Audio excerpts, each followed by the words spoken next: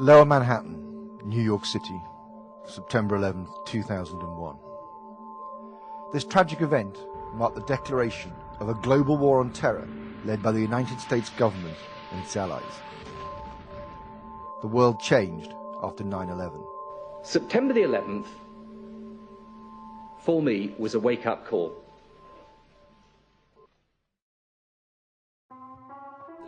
Since then, governments across the world have introduced anti-terror laws which have compromised our essential liberties. Here in the UK, these laws are increasingly being used to discipline those who are outspoken about the government's behaviour.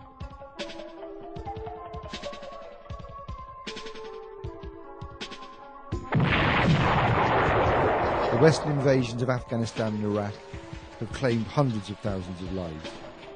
The British government lied to the public about the threat posed from Saddam Hussein. There is a threat from Saddam Hussein, and the weapons of mass destruction that he has acquired is not in doubt at all. No weapons of mass destruction were ever found in Iraq. Well, one only has to refer to the Downing Street memo, in which Richard Dearlove told Tony Blair that the United States had committed to a policy of regime change based upon the existence of weapons of mass destruction, that this was a very thin case that couldn't be sustained with any facts, and yet, because regime change was decided upon, the intelligence would be fixed to the policy. Former servicemen and women have testified that the methods used in these wars have been illegal and inhumane. Naked prisoners on dog leads, covered in shit, made to eat shit, terrorised by dogs. And Blair's got the cheek to say that he's got God on his side as well. That's what really annoys me. God? You could basically kill anybody you wanted. I mean, it was that easy. You didn't even have to get off and dig a hole or anything like that. All you had to do was have something there for a picture. You were driving down the road 3 in the morning, there's a guy on the side of the road, shoot him, throw a shovel off. There you go. The white phosphorus will disperse in a cloud, and when it makes contact with skin, then it's absolutely irreversible damage, burning flesh to the bone. It doesn't necessarily burn clothes, but it will burn the skin underneath clothes. Far from enjoying peaceful and democratic regimes, the people of Afghanistan and Iraq are now living in violent and unstable societies.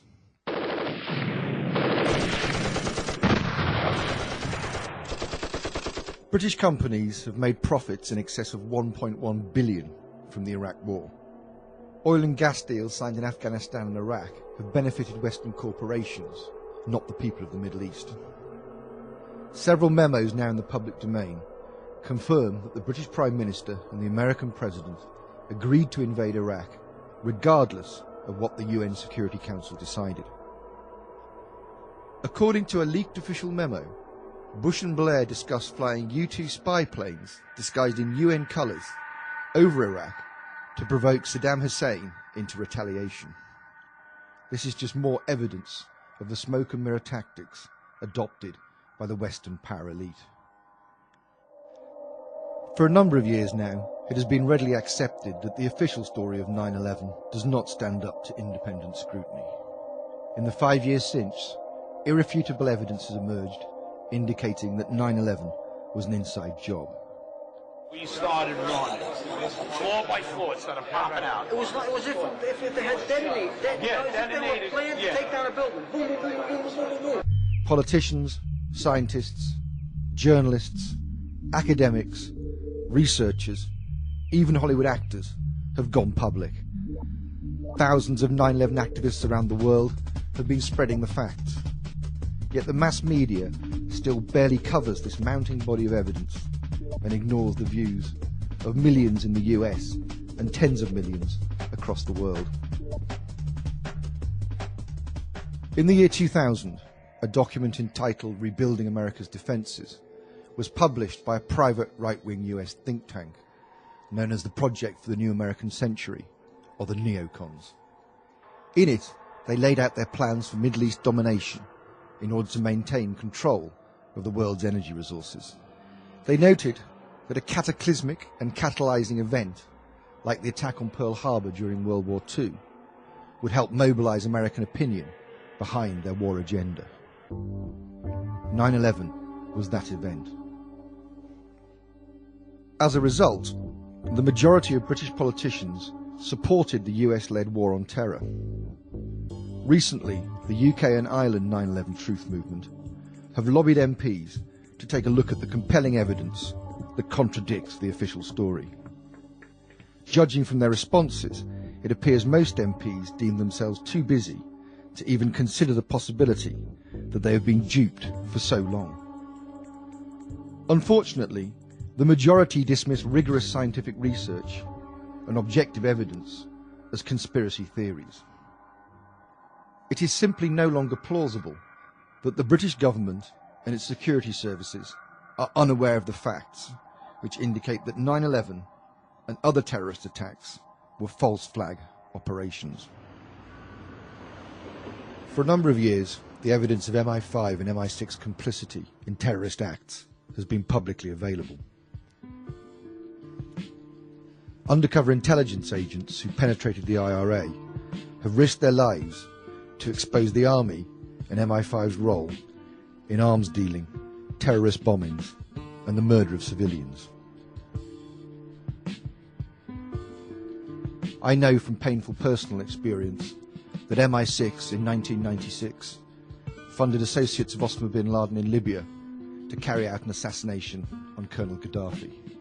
That operation went wrong and killed innocent civilians.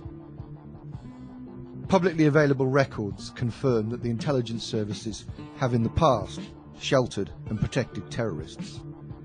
These include Osama bin Laden, Abu Qatada, and Haroun Aswat. In the 1990s, inquiries conducted by the Italian Parliament concluded that NATO and MI6 had supplied right-wing extremists with arms and explosives. Under the codename Operation Gladio, these were then used to assassinate public figures and cause terrorist atrocities, which were then blamed on left-wing groups.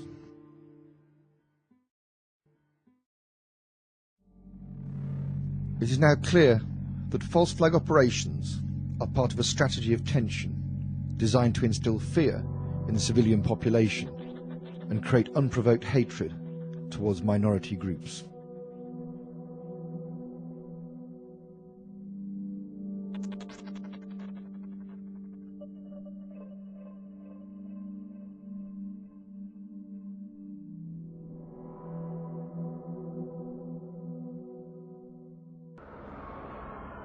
On the 7th of July 2005, several explosions occurred on the public transport system in the City of London.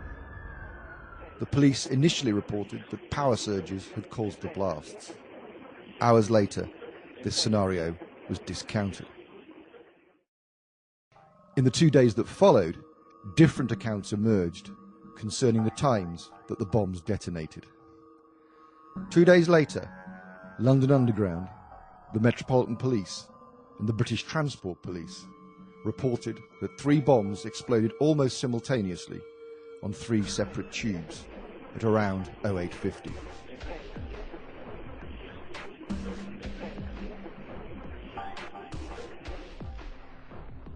Almost an hour later, at approximately 0947, another bomb exploded on a bus in Tavistock Square.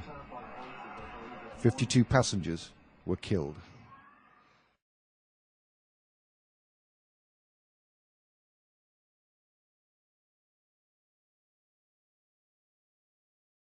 The police and the government have admitted that their knowledge of what happened that morning remains incomplete. Reports released by the Home Office and the Intelligence and Security Committee in May 2006 are loaded with uncertainties and speculation. Yet the government continues to insist that a public inquiry is not necessary. They say that time and resources are not available to investigate Britain's worst ever terrorist attack. Based on information provided by the police and the intelligence and security agencies, but largely not in the public domain, the Home Office's official chronology has only raised more questions than it answers. If London could survive the Blitz, it can survive 4 miserable bombers like this. I'm not saying there are 4 bombers, 4 miserable events like this. Little is known for certain of the 4 men's movements and the picture is only further confused by sloppy drafting, unclear sourcing of information, and confusion of speculation and comment. No official has publicly admitted responsibility for compiling the report.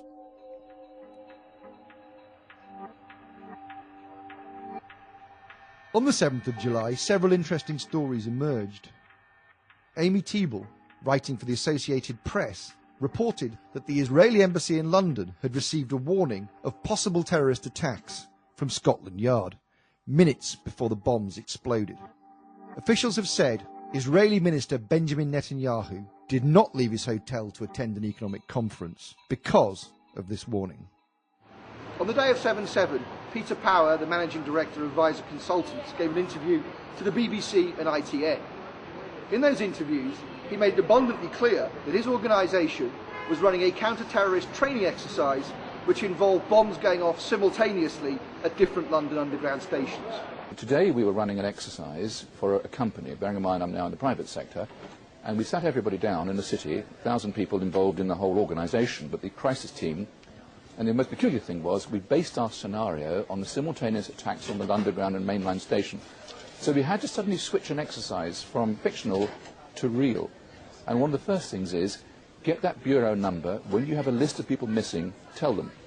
And so it took a long time. Just to get this right, you were actually working today on an exercise that envisioned virtually this scenario. Almost precisely. I was up until 2 o'clock this morning because it's our job, my own company, Visor Consultants. We specialise in helping people to get their crisis management response. How do you jump from slow time thinking to quick time doing? And we chose a scenario with their assistance which is based on a terrorist attack because they're very close to a property occupied by Jewish businessmen. They're in the city, and there are more American banks in the city than there are in the whole of New York. A logical thing to do. And I've still got the... I was going to say, how extraordinary today must feel for you as it unfolds. Of all the targets the terrorists could have chosen in London, they apparently elected to attack the same targets as had been envisaged by Visor Consultants in their counter-terrorist training exercise. It was at 9:30 this morning. We were actually running an exercise for over a company of 1,000 people in London based on simultaneous bombs going off precisely at the railway stations that happened this morning. So I still have the hairs on the back of my legs standing upright. To get this quite straight, you were running an exercise to see how you would cope with this, and it happened while you were running the exercise? Precisely. And it was about 9:30 this morning. We planned this for a company, and for obvious reasons I don't want to reveal their name, but if they're listening they'll know it. And we had a room full of crisis managers for the first time they met. And so within 5 minutes we made a pretty rapid decision. This is the real one. And so we went through the correct drills of activating crisis management procedures to jump from slow time to quick time thinking and so on. Peter Power, Visor Consultants and London Underground have refused to release any more details of this counter-terrorist training exercise. According to the Home Office, during the early hours of the 7th of July, 3 men travelled together by car from Leeds to Luton rail station. A fourth drove from Aylesbury to Luton. These 4 men were then apparently observed moving items between the cars before putting on large rucksacks and proceeding to enter Luton station. The men reportedly got a train which left Luton station at 7:40, arriving at King's Cross Thameslink at 8:23, before heading towards the London Underground, splitting up around 7 minutes later. We contacted the King's Cross and Luton officials. They let us have the databases for that morning. The train was clearly cancelled, and we then interviewed commuters on the platform. They told us that it wasn't running that day, and we got details of how each of the trains that did run were delayed. The 3 then allegedly boarded tube trains on separate lines. Mohammed Sadiq Khan is presumed to board a westbound Circle Line train. Jermaine Lindsay, a southbound Piccadilly Line train, and Shazad Tanweer, an eastbound Circle Line train. At 9:10 that morning, the 3 men each allegedly set off a bomb at almost exactly the same time. From my experience as a counter-terrorist officer, I have knowledge about the kind and amount of explosives that are used in terrorist attacks. The police have said that all the bombs were placed on the floor of the carriages, but they haven't made clear which side of the floor the bombs were placed on. A number of witnesses have described how they saw metal pushing up into the carriage, which would be consistent with bombs being placed underneath the trains. had just left Edgware Road Station when suddenly they felt they had a massive explosion. And some passengers described how the tiles, the covers on the floor of the train suddenly flew up, raised up. Witnesses reported seeing flashes and fireballs. Others suffered extreme burns. These occurrences are not consistent with experiments carried out on TATP. Instead, they are much more consistent with the kind of damage caused by dynamite or military explosive like C4. The Intelligence and Security Committee stated in May 2006, post-incident forensic analysis has shown that the explosions were caused by homemade organic peroxide-based devices. This is the only detail of the explosives that has been released. No information about the detonators or the specific type of explosive used has been made public. Felt a burning sensation on my hands, put my hands up to my face. I was on the floor by that point. I saw a very bright light, sort of orangey yellow light, and what appeared to be silver sort of lines across which was the glass flying through the air. And rather curiously, there are no reliable witnesses who reported seeing the 4 so-called suicide bombers that day in London. In fact, some people have reported that the police tried to pressure them into saying they had seen these 4 alleged suicide bombers. According to the official narrative, the police had recovered documents bearing the names of Khan and Tanweer from the bomb site close to Aldgate Station by midnight on the 7th. 2 days later, MI5 told police that Khan had come to their attention in an earlier investigation. London is the most surveyed city in the world. If the men were really on the tubes that day, then why is there no CCTV coverage of them on the London Underground?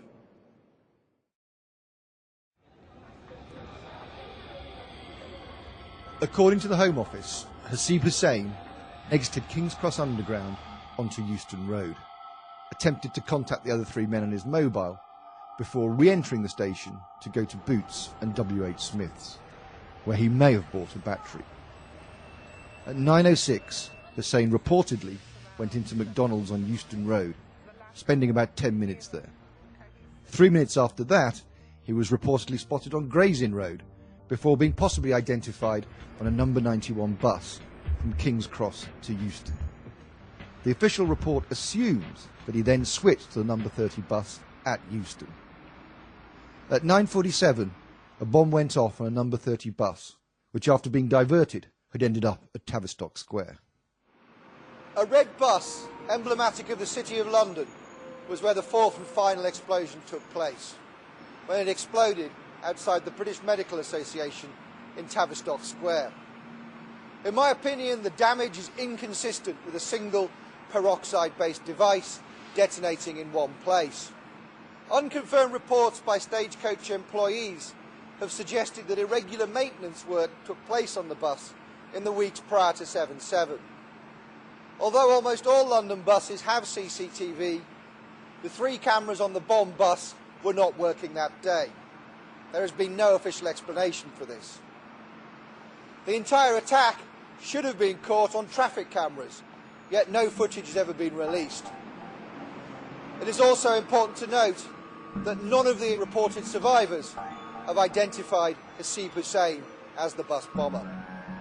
The official report says Hussain was identified on the 10th of July from a driving licence and other documents recovered from Tavistock Square. The link was then made between these and the missing person report. Police then linked Hussain to Khan and Tanweer, presumably through the Leeds connection. On the 12th of July, a day of several apparent breakthroughs in Operation Thesis, the police announced that they had found documents belonging to 3 men suspected of carrying out the attacks. That day, police searched a number of properties linked to the men in Leeds and Aylesbury. 18 Alexandra Grove in Burley, Leeds, quickly became known as the bomb-making factory. It was later widely reported that the police had discovered a large quantity of explosives in the flat. Although the Home Office report indicated that Khan, Tanweer and Hussain had been linked to the suspected bomb factory at Alexandra Grove by unspecified forensic examination, there is no other evidence currently available to suggest that any of the 4 suspects had access to this property. There is no confirmation that Magdi el-Nashar, the Egyptian chemistry student, rented the flat to the group, as is suggested in the official narrative. To quote the official report, police, working on the theory that there is a King's Cross link to the 3 train bombs, all being broadly equidistant from there at the time of the explosions, identify a CCTV image of 4 men with rucksacks at King's Cross. They recognise Tanweer first from a DVLA photograph. The police identify CCTV images of the same 4 at Luton Station. That day the police had also reportedly received information that 4 people were seen putting on rucksacks at Luton Station car park. Later on, police carried out 9 controlled explosions on the Micra. The Brava, which was apparently towed away because it didn't have a parking ticket, is later traced to Lindsay. By the 15th of July, the police had discovered identification for all 4 suspects at the 4 blast sites. 3 days later, the police made it public that they believed Shahzad Tanweer, Mohammed Sadiq Khan, Jermaine Lindsay and Hasib Hussain were responsible for the blasts in 4 suicide attacks. The statement was couched in language which indicated the police had come to their analysis on the basis of limited circumstantial evidence.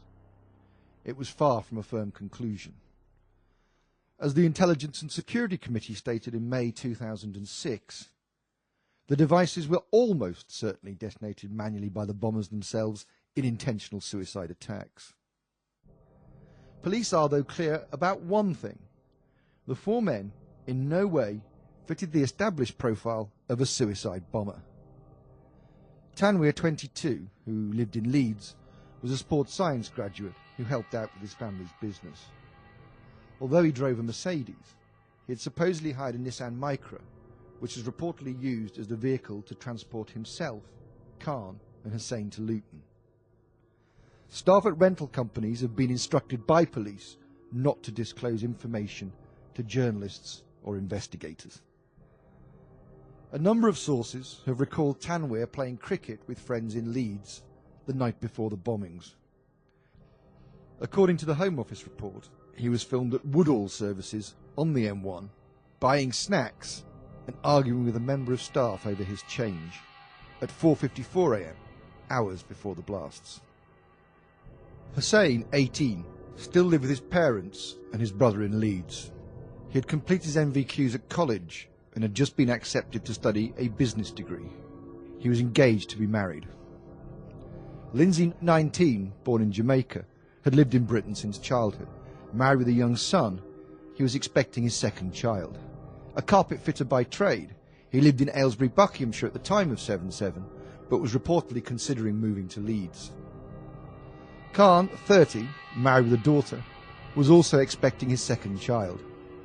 The teaching assistant and youth worker from Leeds was highly praised by colleagues and students alike.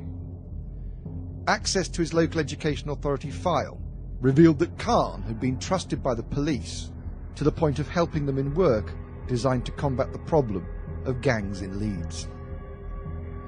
Evidence of Khan's pursuit of terrorism is far from conclusive. It's important to note that there are several reported terrorists with the name Mohammed Khan.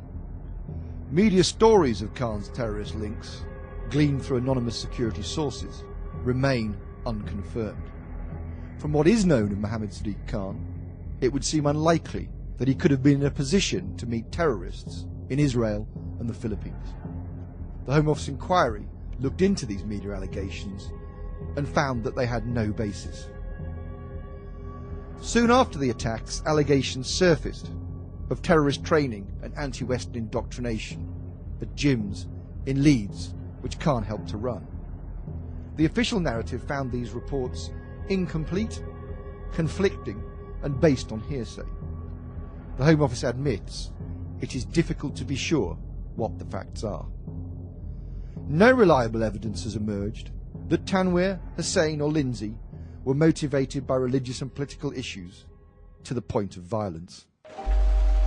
The men were almost certainly against the war in Iraq, a view shared by the majority of the British public.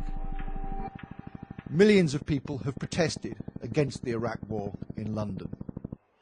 Why would any Islamic terrorist indiscriminately target people who have actively shown their contempt at the British government's decision to send troops to fight an illegal war? After the 7/7 bombings, the public was immediately told that the explosions bore the hallmarks of Al-Qaeda. Has the hallmarks of Al-Qaeda. It has the hallmarks of an Al-Qaeda-based organisation. After the incident, the authorities changed their rhetoric about Al-Qaeda. Politicians were now referring to a movement rather than an international organisation. What we are confronting here is an evil ideology. The implication being that anyone could be part of Al-Qaeda without being connected to actual terrorists. In fact, the day after 7/7, and 4 weeks before his death, Robin Cook made the point in an article in The Guardian. Al-Qaeda, literally the database, was originally the computer file of the thousands of mujahideen who were recruited and trained with help from the CIA to defeat the Russians. The government narrative released in May 2006 makes it relatively clear that the four men had nothing to do with the somewhat mythical Al-Qaeda organisation. In the days after 7/7, a claim on a website, hosted in America, was reported by the mainstream press as possible proof of an Al-Qaeda connection. The media covered the story, even though it was obvious anyone could make such a claim and post it on the net. And your support of them makes you directly responsible. The video released through Al Jazeera on the 1st of September 2005 did appear to portray political and religious motivation. You will be our targets. Those who knew Khan questioned the video's authenticity. The lip sync is certainly out at times, as if it had been heavily edited. Given that the video is of unknown provenance, it is highly unlikely it would be admissible as evidence in court. Other alleged Al-Qaeda videos have been deemed by many to be hoaxes.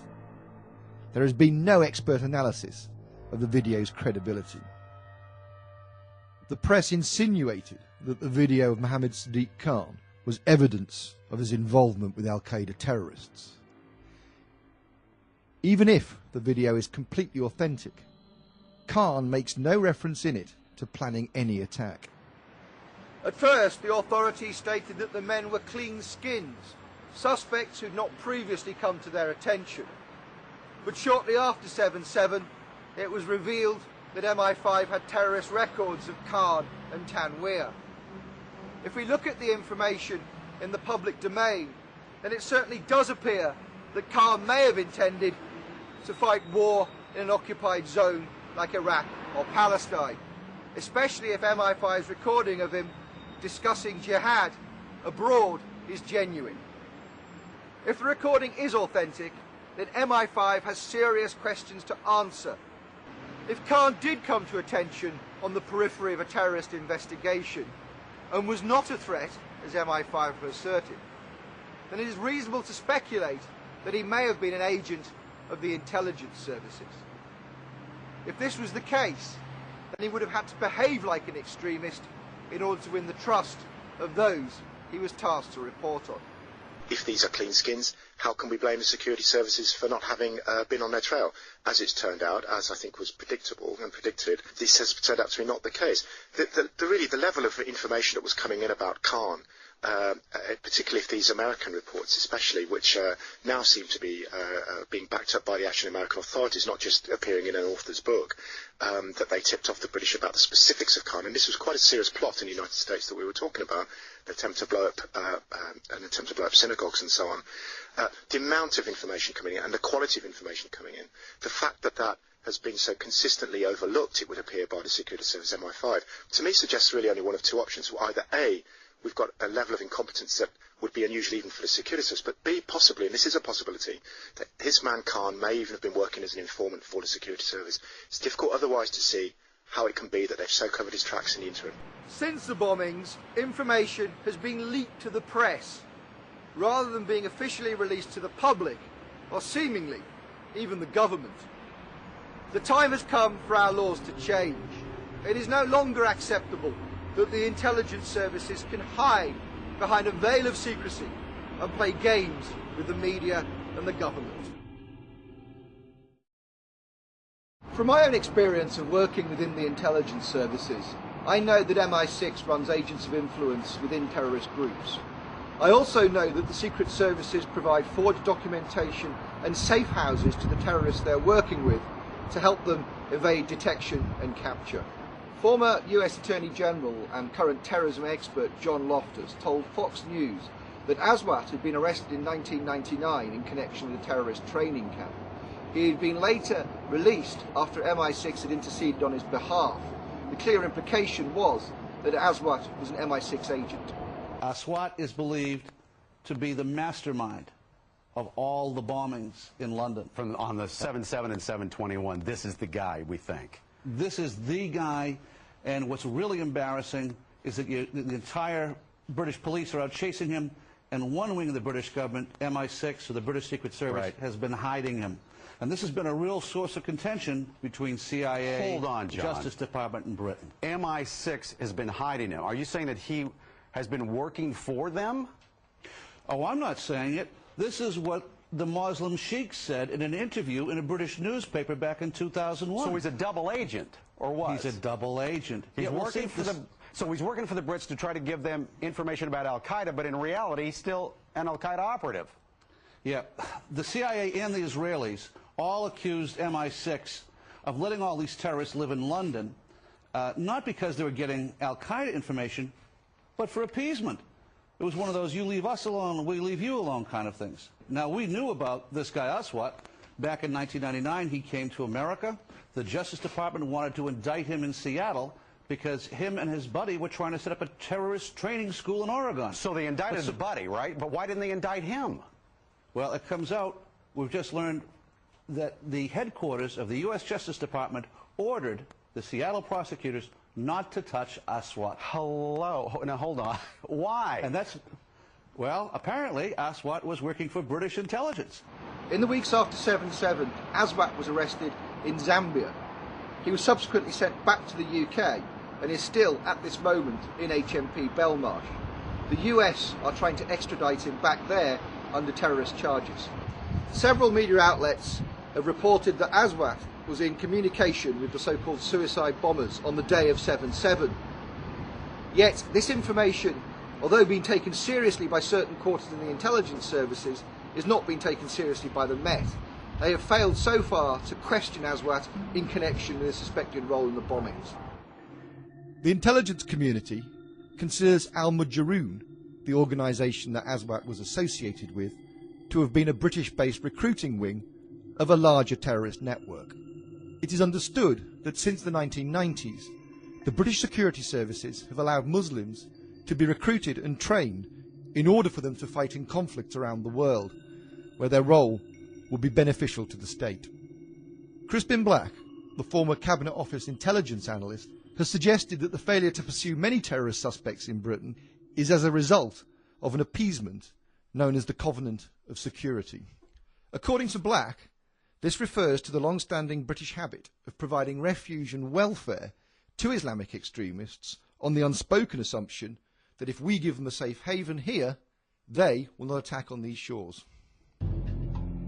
There are some unconfirmed reports that Khan and the other men were in contact with members of Al-Mujahideen. If this is true, then the men may have been assisted by terrorists linked to the organisation. In other words, it is possible that terrorists trained with the aid of British intelligence agencies may have instructed and trained the four men. The government reports do not reveal whether associates of Al-Mujahideen were linked in any way to the bombings. Its spiritual leader, Omar Bakri, was banned from Britain shortly after 7/7. As a result, he has yet to be questioned for his possible role in the attack. It is also notable that the reports make no attempt to assess the warnings provided by the Saudis, the Americans and the French. A leaked 4-page Joint Intelligence Committee report revealed that there was prior knowledge of plans to attack the London Underground network. The reports again do not reveal what this intelligence was based on. The events which occurred on the 21st and 22nd of July are still surrounded in mystery. All of the men arrested for the incidents on the 21st have pleaded not guilty, to the charges of attempted murder and conspiracy to cause explosions. Some claim to have purposely made dummy bombs and profess that their plan was to intimidate rather than to kill or maim. Nothing about these incidents appears to make any sense. Why John Charles de Menendez was shot over half a dozen times in the head as he boarded a tube in Stockwell Station is also still a matter with no satisfactory explanation. The police lied to the public about his behaviour, and CCTV evidence, critical to the investigation, was tampered with, although it is not clear by whom. What is clear is that after these two events, the 7th of July bombings quickly became old news, just at the very point mainstream journalists had started to ask pertinent questions.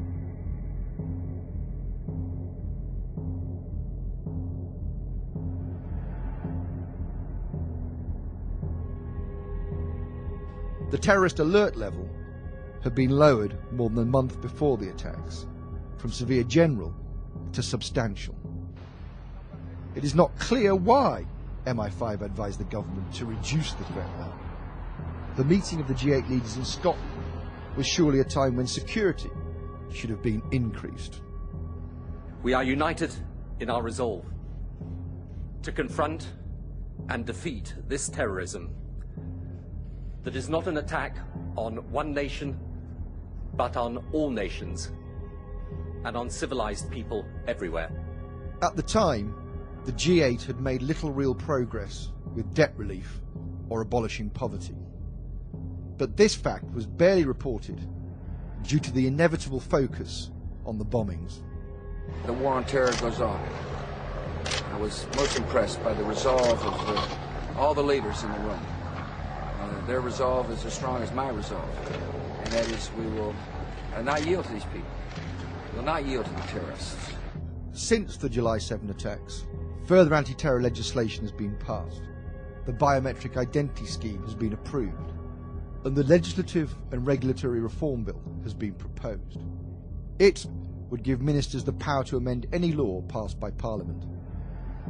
The government have taken political advantage of the attacks, using them as an effective rallying cry when seeking support for changes long on their agenda. Many who saw these laws as evidence of increasing totalitarianism prior to 7/7 now see them as acceptable in the climate of fear created by the bombings.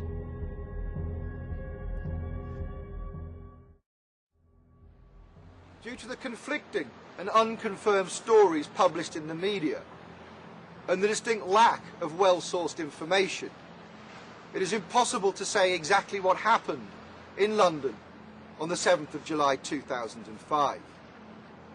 The two government reports make no attempt to explain the anomalies in the explosives used.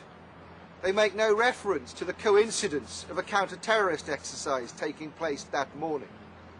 They do not investigate Haroon Rashid Aswat, reported to be both the mastermind of the attacks and an MI6 agent. The inquiries do not deal with the Khan video or the Al-Qaeda claims. And most importantly, there is no attempt to explain why there are so few CCTV images of the men in London and in Luton. If there is no definitive proof that the men were suicide bombers, then why isn't this made clear? The two government reports do not give a detailed or definitive account. They only raise more questions than they answer. The British public must question why ministers will not allow open and independent scrutiny of the evidence. The British people must exercise their democratic rights and insist there is a full-scale inquiry into the events of July the 7th.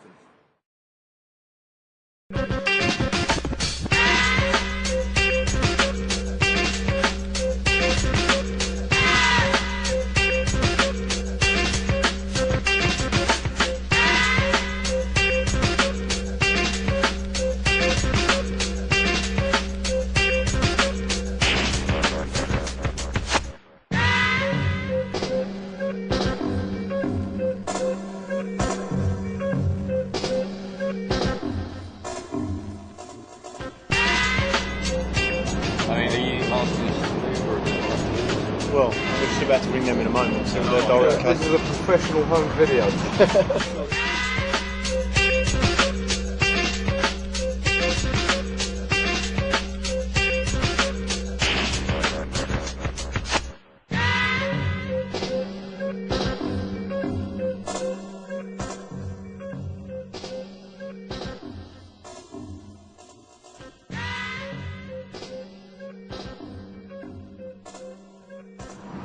Have they got a contact number they can ring you on? I haven't actually got a mobile on me at the moment. So your number was? It's 07. Yep.